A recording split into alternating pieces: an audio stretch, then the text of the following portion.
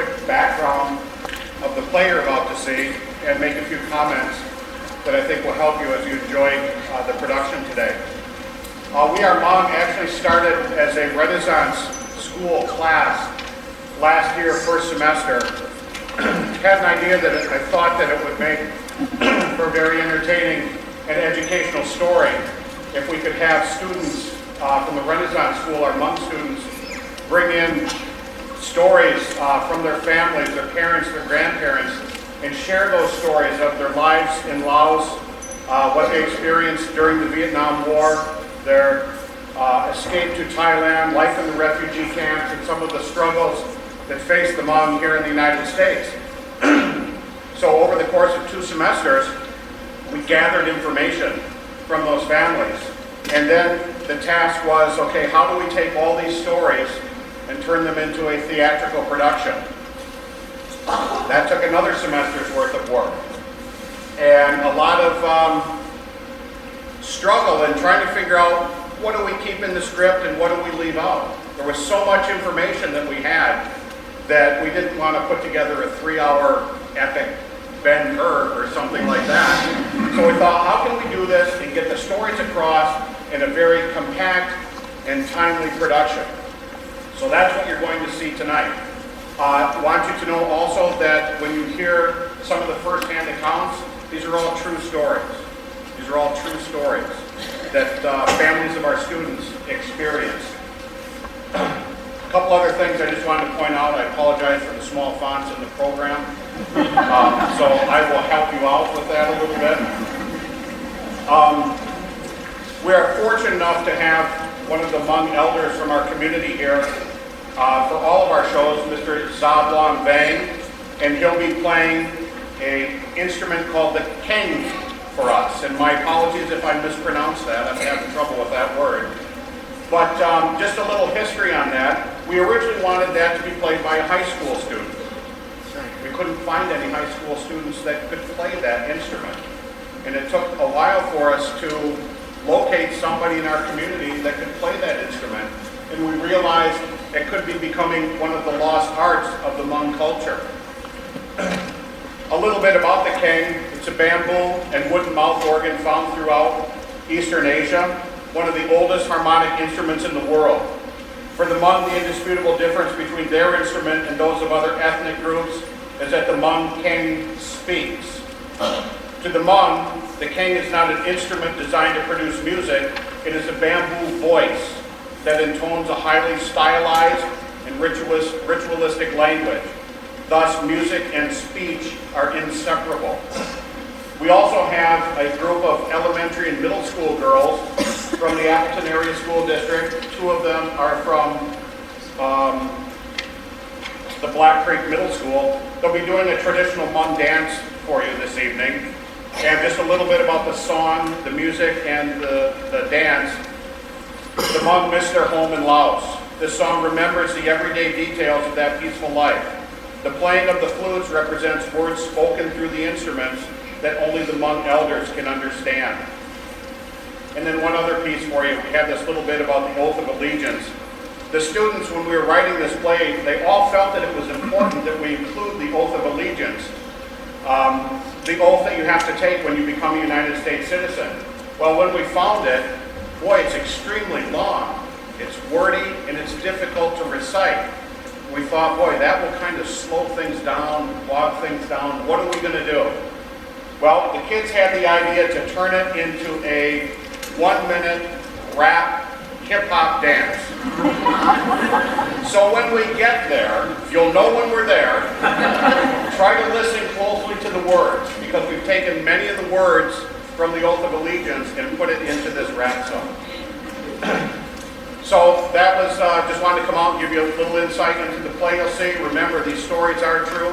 They did happen to the families of students that are in the play and have attended Renaissance School but have since graduated. So sit back, enjoy. We'll get started in just a second. Thank you.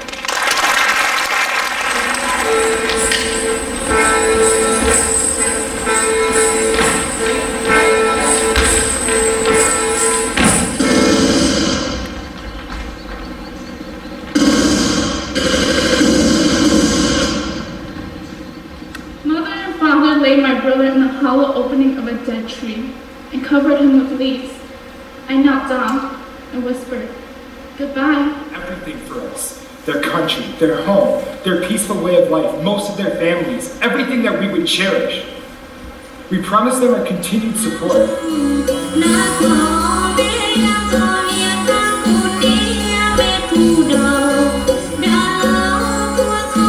What did you just say, Jing? I said, leave her alone. Oh, so you actually know some English, huh? You know any Chinese? You know, Jing. After the war, General Meng Pao made his way to America, where his speeches inspired the Hmong people to stay strong and persevere.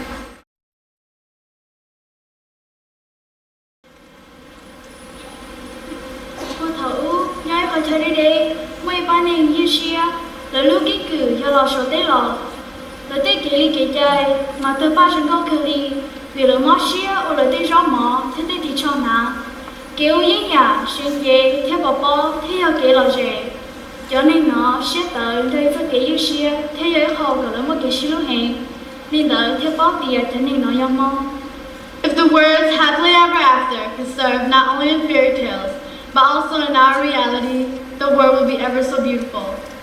Unfortunately, our story is no fairy tale, and happily ever after sometimes seems like a dream.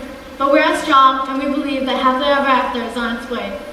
A long, long time ago, and many thousands of miles away, there lived a beautiful group of beings who had originated from China. Beauty flourished within their culture, and much hard work and dedication was put into the making of their traditional food and clothing. Dance and ball toss were both well-known sources of entertainment. But above all, these peaceful, strong-hearted people loved each other very much. These people are known as Hmong.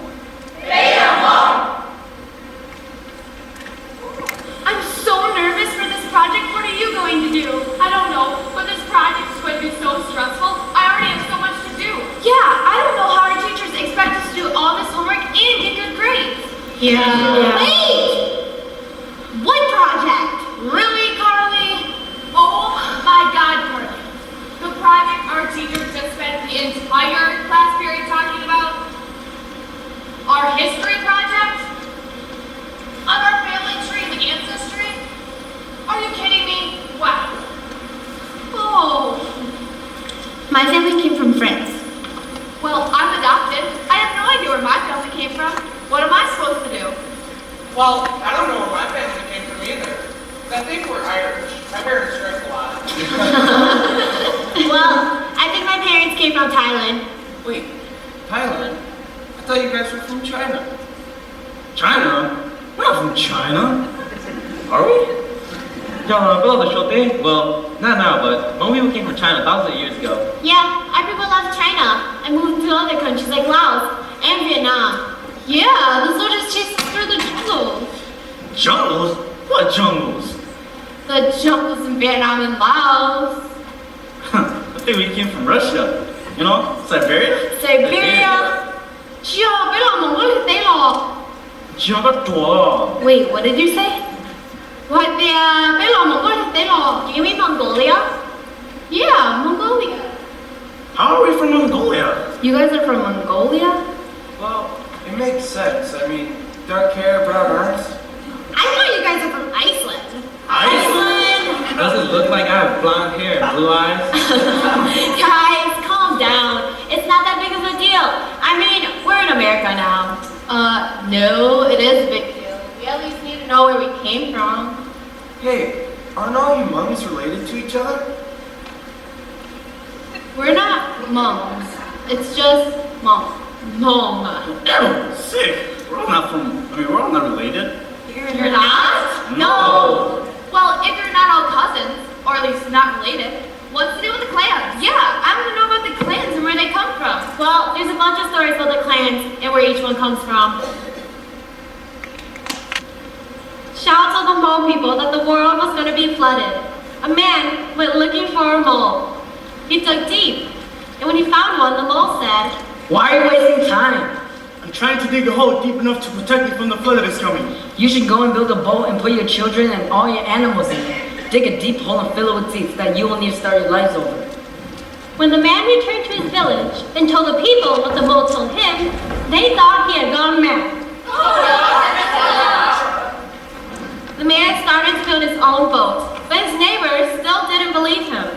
The man found a huge tree, and into it, he put all the seeds he would need to plant when the flood was over. He put all his chickens and pigs and other animals onto his boat, and also a drum, in which he planned to safeguard his children, a boy and a girl. The ground began to dry up and crack open, and soon the flood waters burst forth, killing everyone except those who were on the boat. After 3 days of rain, the waters rose so high that the drum, resting on the boat, hit the top of the sky. The father said, What? Has it flooded this high already? You must find a knife and pierce the earth so the water may drain away. So the father pierced the earth, and the water started to drain away.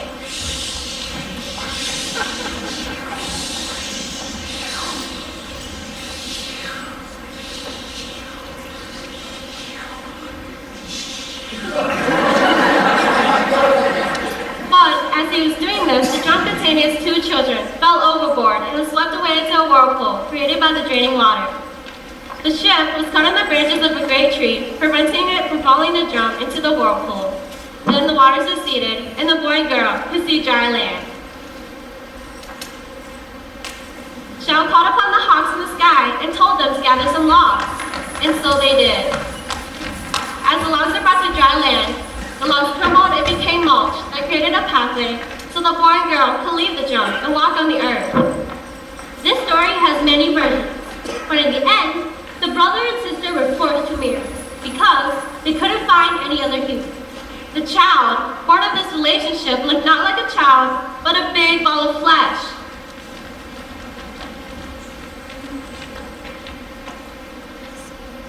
Feet with no legs. Hands with no arms. Eyes with no face. Shao told the couple to chop their misshapen child into 18 pieces and scatter them across the landscape.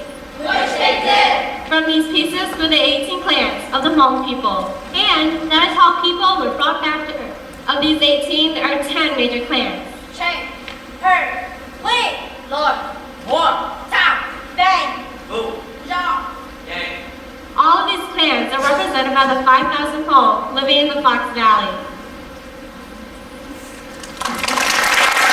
That's kind of a weird story about the clans. The flood and the part with the animals kind of reminded me of the story of Noah's Ark. That big ball of flesh is just creepy. Yeah, culture's filled with weird stories and culture like that. Unreal, guys. Yeah, kind of like your story about Cloud and Big Blue Eyes. Yep, and Johnny Appleton.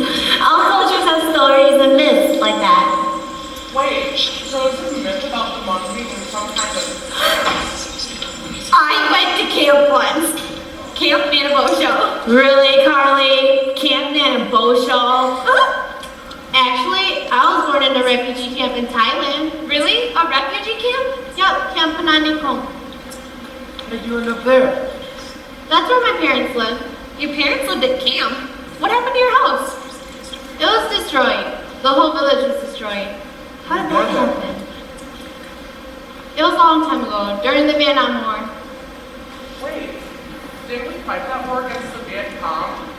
The Hmong helped the Americans fight against the communists. That's how we ended up living here.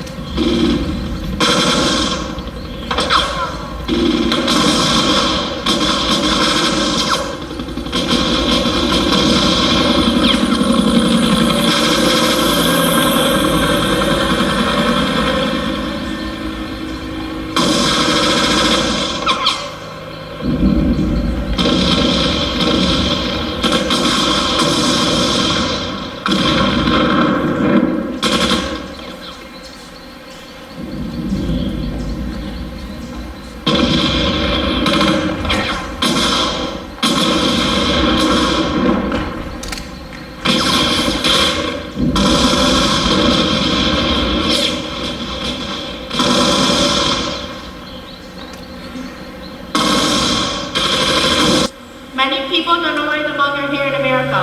Most people know that it has something to do with the fighting in Laos, and that's about it. To understand why the Hmong came to America, here's a quick history lesson. During the 1950s, U.S. foreign policy centered on something called the domino theory. President Dwight D. Eisenhower put this theory into words. Finally, of broader considerations, what you would call the following domino principle.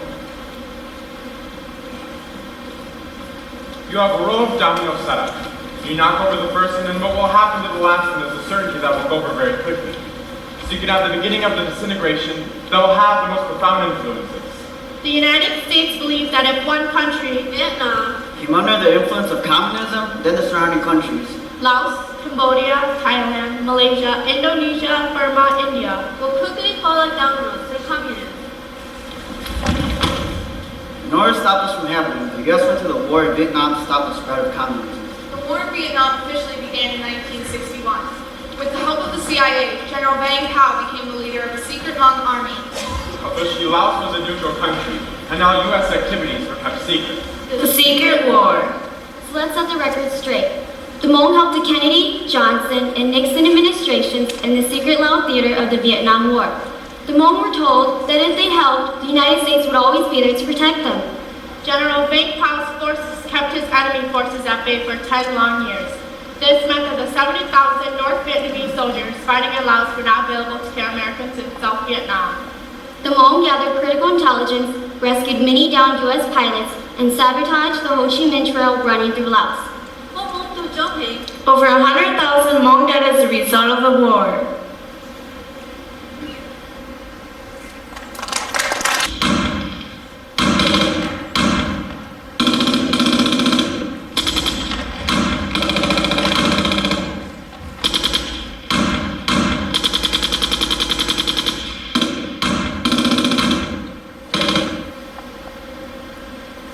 Every day I live with an open scar in my heart. The bleeding wound that never heals. I can't run from it. No matter how many miles, no matter what oceans I crossed, it had stared itself into my heart. My head, my dreams. I don't dare to say it. I don't dare to let it slip from my mouth. Because if it does, I don't know how I will keep myself from shattering into many pieces. It's taken me so long to try to forget. I don't want to tell this story. I need to tell this story. My story. My story of the Vietnam War. I was just a little girl living in Laos. Laos was not a very rich country, and we didn't have much. But I loved it. It was where I was supposed to grow up. It was my home. I was small, petite, and too young to understand the cruelty that was about to happen to Laos and to my people. I lived in a small village. And like every day, I was playing in the yard with my older sister outside of our house, while the rest of our family was inside.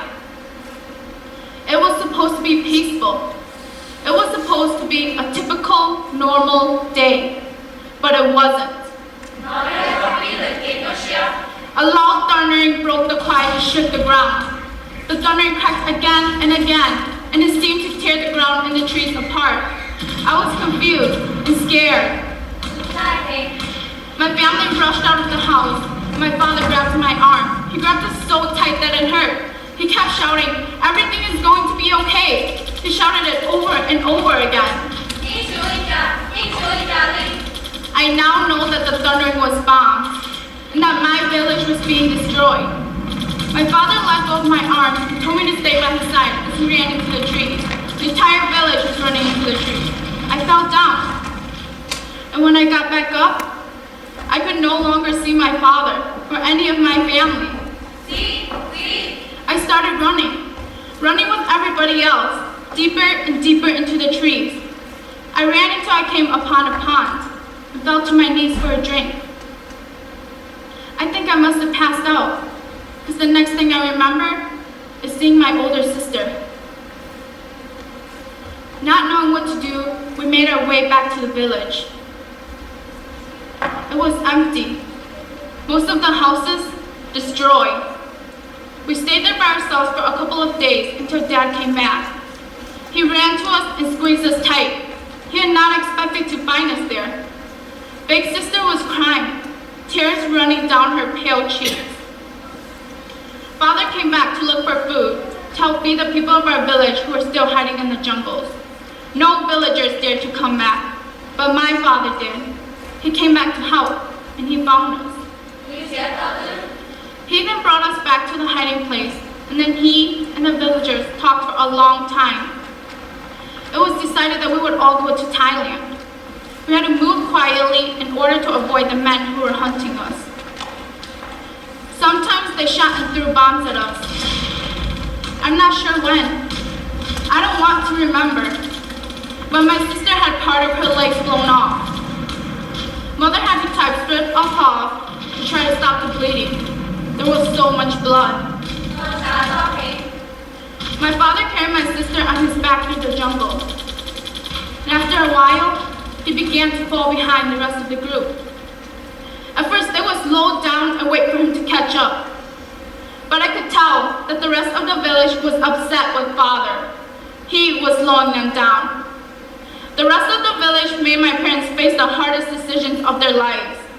Would they leave my sister behind, or would they be left behind by the village? My family was crying. My sister, though, knew that sooner or later she would be left behind.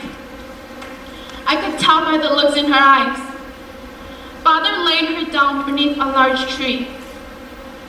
She patted my head, and while trying to fight back her tears, she told me in a raspy voice to be a good daughter to our parents and a good big sister to our baby brother. She also told me that she loved me. For a moment, our last moment, we all hugged and held each other tight. Mother was pleading for big sister to forgive us, but she just shook her head and told us that it wasn't necessary. The rest of the village made us hurry. We had to keep moving. Good job, good job. My father grabbed my arm and we hurried away from her. I looked back. I shouldn't have done that. I still have the image of her torn body lying under that tree. I can still hear her whimpers when I close my eyes. We kept going. Days and nights passed. Sometimes the communists got close and threw bombs. We were all silent on the walk. Even the babies were kept quiet. Nobody talked. My baby brother was carried on Mother's back, and for some time he had been quiet, sleeping. When we were taking a short break, Mother held him in her arms and tried to wake him up. When he would not wake up, Father rushed over. There was a bomb shard, like a small sliver in the back of his neck. He was dead. in an instant. No sound, no crying, silent death. My mother couldn't accept this. She refused to. She held onto the baby really tight and wouldn't let go. Father was crying too, had to get her to let go. Some of the villagers had to help Father get the baby away. She fell to the ground, crying and sobbing, and Father crying with her, and to make her lower her voice and stop. We didn't have a proper burial. We couldn't. We had to keep moving. Mother and Father laid my brother in the hollow opening of a dead tree and covered him with leaves. I knelt down and whispered, "Goodbye." Mother grabbed hold of my arm and held it really tight after that. I think she was afraid of losing me, the only child she had left. After more days and more nights, we finally arrived at the Mekong River. In 1973, U.S. troops began to pull out of Laos, and by 1975, the entire country was controlled by communists.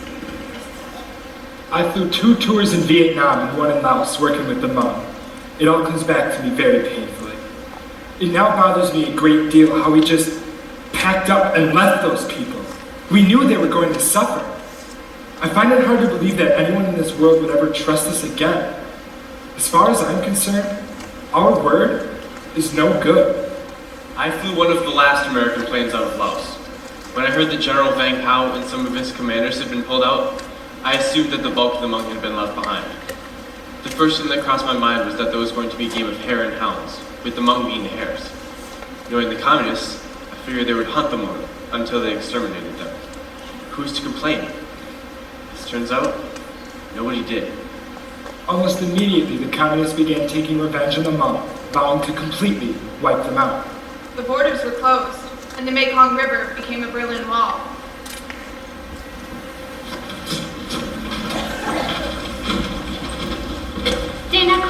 Mekong River.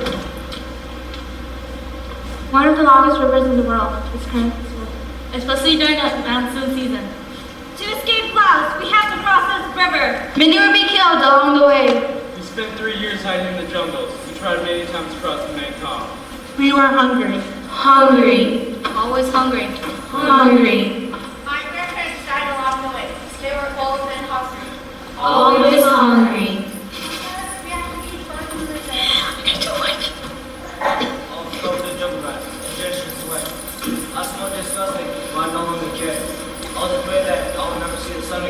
Shivering in fear, listening to my mother's breath becoming weaker and weaker until it stopped. The jungle was quiet. Father took my hand and we stepped into the moving current. My parents were crossing the river with my uncle. He didn't make it. He drowned. My parents believed that the water dragon took him because he was a bad man. They said he didn't deserve a new life. I only remember one thing from the night where I crossed the river. The feeling of my sister's hand go cold in mine. It's weird, but I don't want to forget that. My father said there were lots of leeches. Tourists pulled them off. He had to burn them off. We would use anything that would float. Bamboos, inner tubes, plastic bags filled with air. Blow air into it and tie it, then put it under your arm and wait so you can float. If you have money and were lucky, you could pay someone with a boat to take you across the river. While my family was crossing, I had to carry my baby brother on my back. My parents had to carry the rice on their backs. I struggled to keep my head above the water. I looked back to see my grandpa swimming behind us. I looked again and he was gone. Finally, we got to cross the river. We had to come very early in the morning when it was dark. There were many babies crying. They were making too much noise. My baby brother was crying. He was very little and they told my parents to drug him to keep him quiet. They gave him some opium and soon he looked drowsy and sleepy and wasn't crying anymore. They gave him too much that he almost died, but he made it. More than 100,000 Hmong escaped from Laos to China. What for a short while, no more. But when the further refugees continued to search, the tide became hostile against Jerusalem. The tide made it clear that the Hmong were not welcome to stay. We arrived in China and filled the English. We didn't know where our loved ones were, if they were dead or lost. If they were even alive. Women were raped. Our possessions were stolen. All of the Hmong have been in relocation camps. Refugee camps. Yunnan. Mananiko. Namgyal. We remained in these We stayed in the camps until arrangements were made to go to Canada, France, Australia, South America, or the United States, places that would take refugees from Laos. Out of an estimated 3 million pre-war Hmong population, less than 200,000 made it to safety. I read where some stupid writer said, they are all gone, meaning I guess the combat Hmong, the ones who fought, were all dead. That's wrong. Most of the survivors are in Australia, France, and here, among us. I am embarrassed that my country so misled these people. The Hmong gave up literally everything for us. Their country, their home, their peaceful way of life, most of their families, everything that we would cherish. We promised them our continued support, and then we left.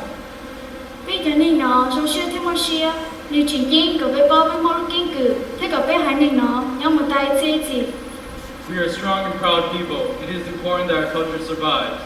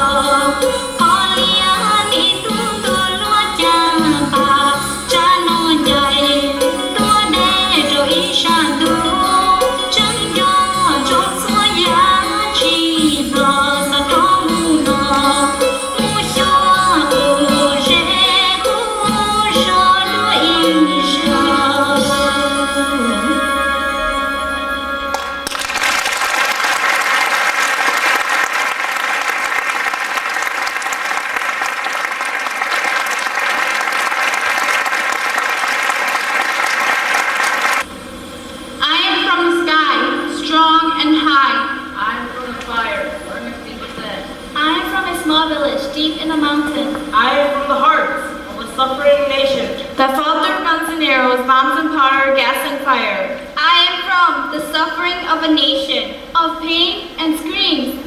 I am from one group of people, I am from one nation, one life, one mind, one of a kind, all under one name. I am from the smiles. The deep-cut smiles of the Hmong.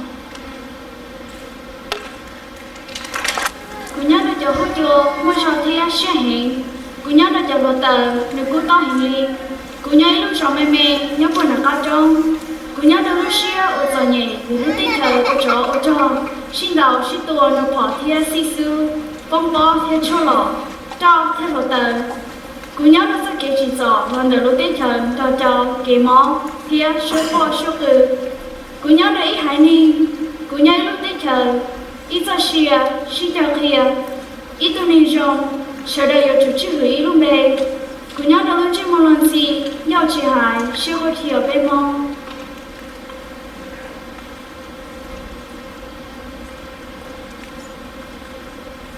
As a little girl living in the mountains of Laos, I had no idea what America was. A faraway place. All we ever heard in America was that there were giant hairy things that ate people. That was one of the reasons why many Hmongs refused to leave their refugee camps in Thailand, so they wouldn't be fed to the giant hairy demons. When I arrived in America, I was scared. My parents studied really hard for the U.S. citizenship. They said it was important for us to be Americans.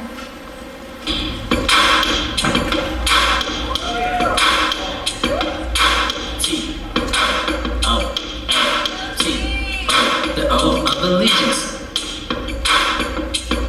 Let go. I hereby declare an oath that I absolutely and entirely renounce and mature all allegiance and fidelity in any form, prince, state, or sovereignty. I have been a foreign band of subject or citizen. I will support and defend the Constitution against all enemies. That I will bear true faith and allegiance to the same. That I will bear arms on behalf of the United States. That I will perform service in the armed forces of the United States. That I will perform work of national importance under civilian direction required by the law. And that I take this obligation fully without any mental reservation or purpose of evasion. So help me God.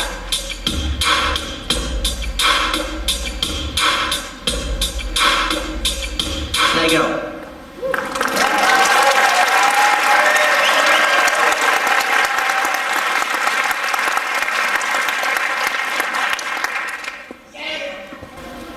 There was so much food everywhere, and so many lights, and they were on all of the time.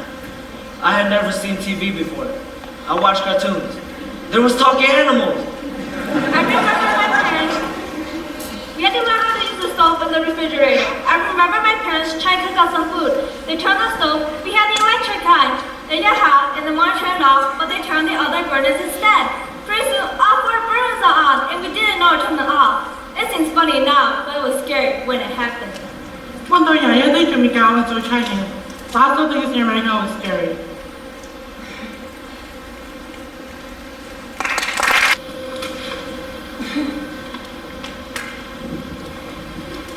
What up, shrink? I said, what up, shrink? Just heading home. Oh yeah? I thought you Hmong people had no home. No country, right? No country. Just leave us alone. We have somewhere to be. There, girlfriend? I didn't think Hmong girls could be so pretty. Hey, leave her alone. What did you just say, Ching? I said, leave her alone. So you actually know some English, huh? You know any Chinese? You know, Jing Zhou. You should know Jing. You want our fortune cookie? All that good stuff? Not Chinese. Come on, let's just go. What do we have here? M&M's? What's that, some kind of candy to bribe your wife to be? Isn't that what you people do? Pay like $1 gazillion to get some ugly ass girl to like you? Why'd your friend touch them? She's so ugly. Never trust the white people, remember? Left your sorry asses to live in the jungle. How many died, huh? You ever think about those left behind? They got shot at. They ran away like animals. They died and rotted. And all the little kids and poor babies. Or they just having a hell of a time. You think you're so smart and cool with those stupid ass gangster pants? Do you go to school and get good grades? Do you have a job to buy things you want? Do you have life instead of picking up my people? You spend your day in that corner putting up that stupid illusion that you're top dog, putting my people down, trying to make yourself feel better just because you have nothing better to do? Because you're the one that has no home. You're not fooling me. I know you inside out, cracker.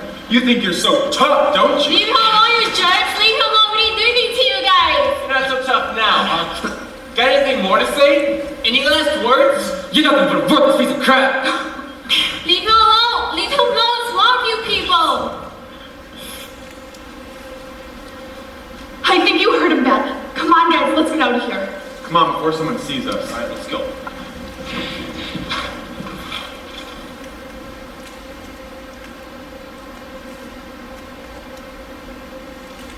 Our parents know that we must learn English in American schools, but they worry that we will forget Hmong. Many of my Hmong friends cannot read or speak our language. They are becoming Americanized. Please rise for the Pledge of Allegiance. I pledge allegiance to the flag of the United States of America and to the republic for which it stands, one nation, under God, indivisible, with liberty and justice for all. Thomas Jefferson. Thomas Jefferson. The Declaration of Independence. The Declaration of Independence. July 4th, 1776. Abraham Lincoln. Abraham Lincoln. The Emancipation Proclamation. The Emancipation Proclamation. January 1st, 1863. What about General Vang Pao? Yeah! Who's that?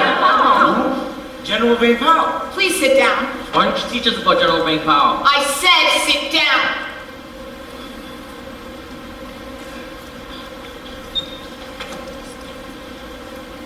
Woodrow Wilson. Woodrow Wilson. World War I. World War I. 1914 to 1918. This sucks. Excuse me? I said this sucks. Go to the office.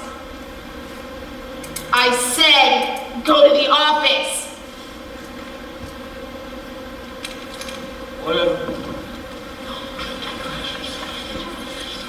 Franklin D. Roosevelt. Franklin D. Roosevelt. World War II. World War II. 1939 to 1945. Harry S. Truman. Harry S. Truman. The atomic bomb. The atomic bomb. Hiroshima and Nagasaki. There once was a great man with a soul that held all us Hmong together. He was not just a father, but a father to all us Hmong. His name was Vang Pao. For 15 years, he was the leader of a CIA-sponsored Hmong army that fought against the communist takeover of Southeast Asia.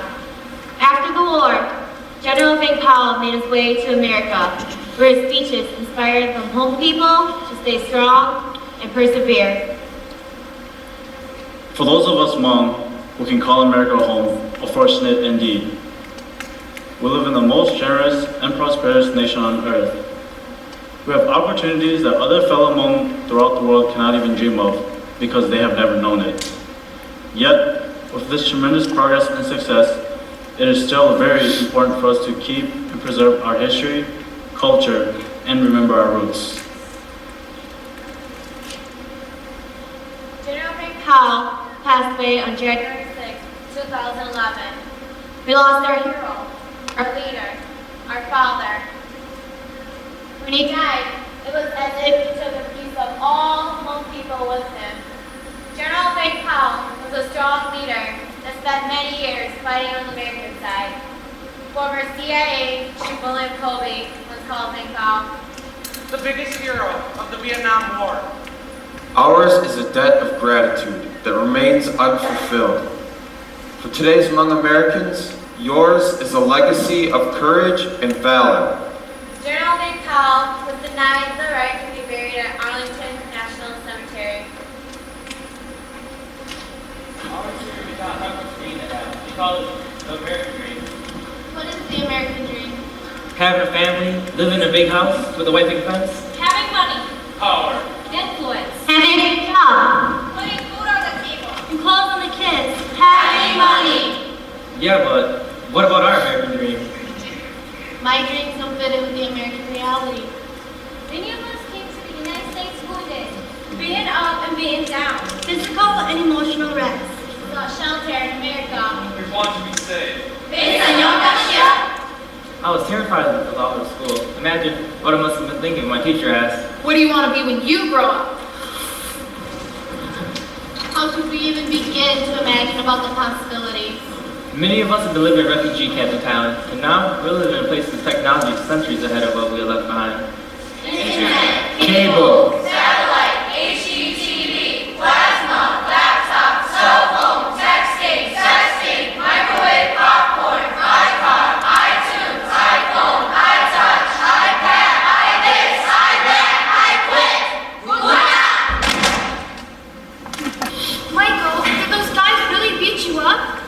yeah, I didn't get hurt too bad. Why didn't you stand up to those losers? Well, Jenny was there, and my first priority was protecting her. There's 3 of them and 1 of me, so after I got my say, I let them win. Did they beat you up pretty bad? Yeah.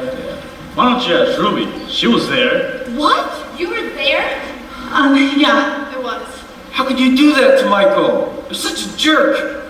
Guys, it's okay. Me and Ruby are fine now, aren't we? Yeah, we are. How could you do that? You're so mean. I've changed since then. Before that, I just wanted to fit in with the guys. Plus, I was dating Alex. I just wanted his friends to like me. Before that, I never got to know the Hmong in our school. I would never make a joke about one of them. But if someone else would say rude or hurtful things, I would laugh and joke with them. I never stood up for one of them. But over the past couple of weeks, I started to get to know more about them. And I found out how they're just like us. Now, Michael and I are great friends. I've always got his back, and I know he's always got mine. Right, Michael? Yeah. Wait. So you didn't beat him up? I never physically hurt him, but my words and actions hurt just as much as when the guys hit him. Yeah, since then, Ruby's apologized to Jenny and I, and she doesn't hang out with losers no more. No, I'd much rather hang out with you. You guys are way cooler. Come on, guys. We better hurry up. We don't have to be late for the movie. Yeah, better go to the store, pick up some M&M's for Ruby. Michael.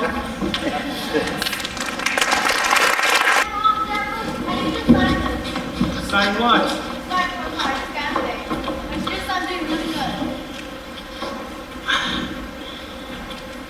You need to try harder next time.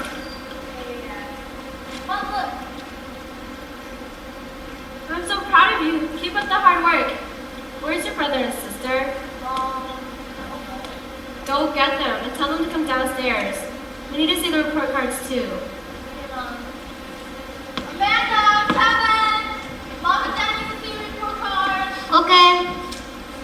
Mom and Dad need to see your report card now. Why are you so annoying?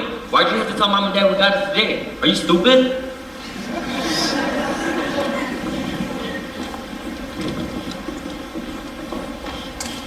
Where's your brother? He's too close to show his face. Here's my report card, Dad.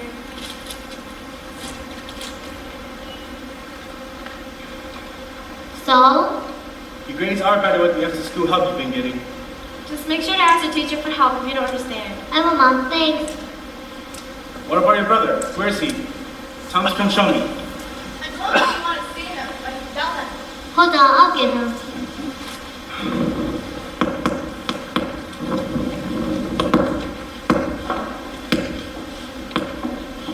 Dad wants you right now. You better hurry up. They're gonna let you right now. Don't forget your report card. Are you seriously that annoying? Just leave me alone. Why does it even matter? They already know I suck at school. Whatever. Unless your mom and dad to come and yell at Dad, you can stay here as long as you want. Got it? Whatever.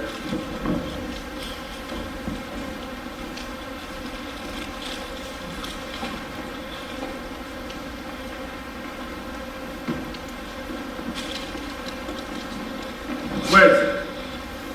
Don't you hear me? I said, where is it? What? That all I get from you? All I get is a what? Where's your report card?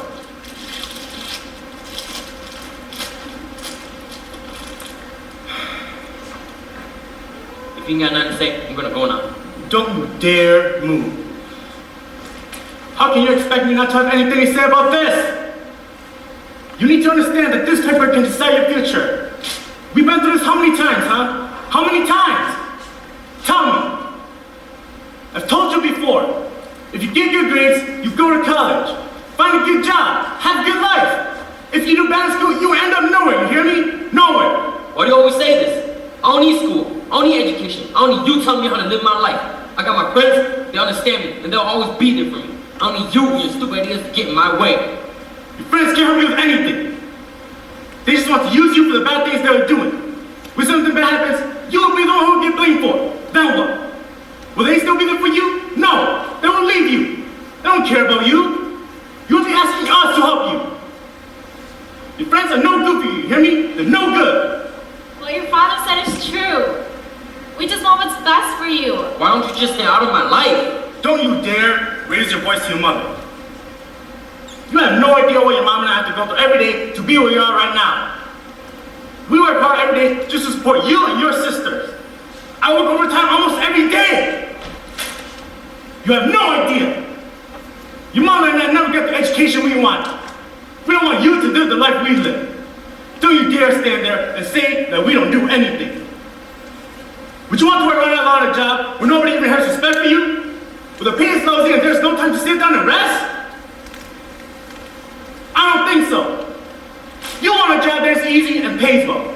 That is what I am saying, that here in America, there are opportunities for you, young people.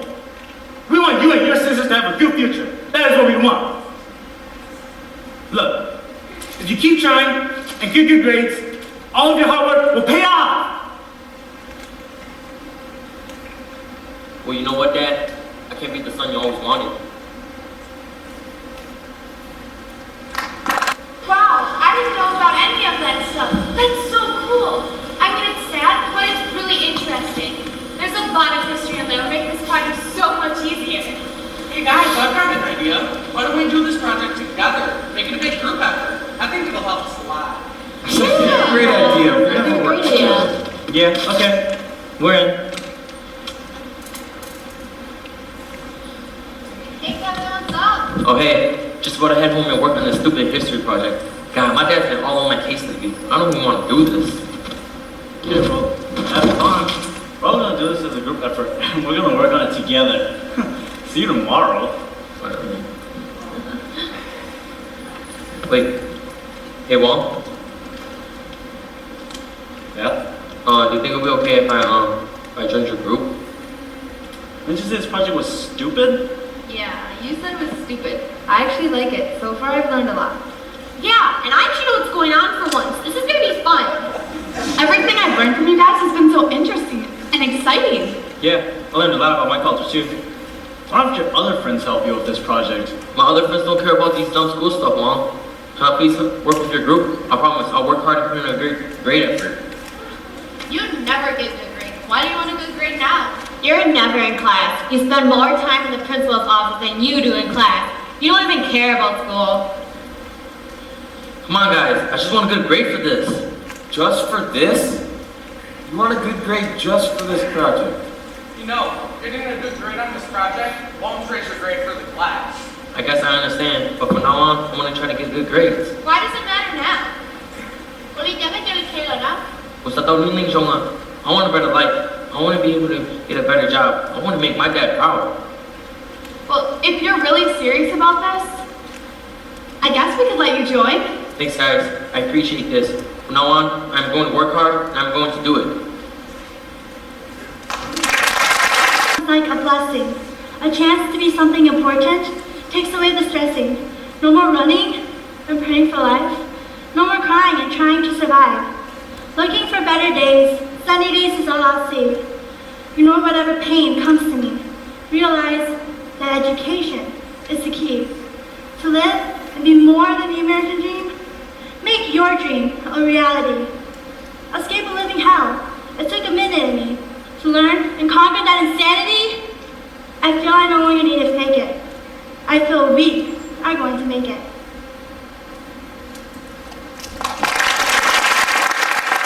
There are 250,000 Americans of Hmong heritage living in the United States.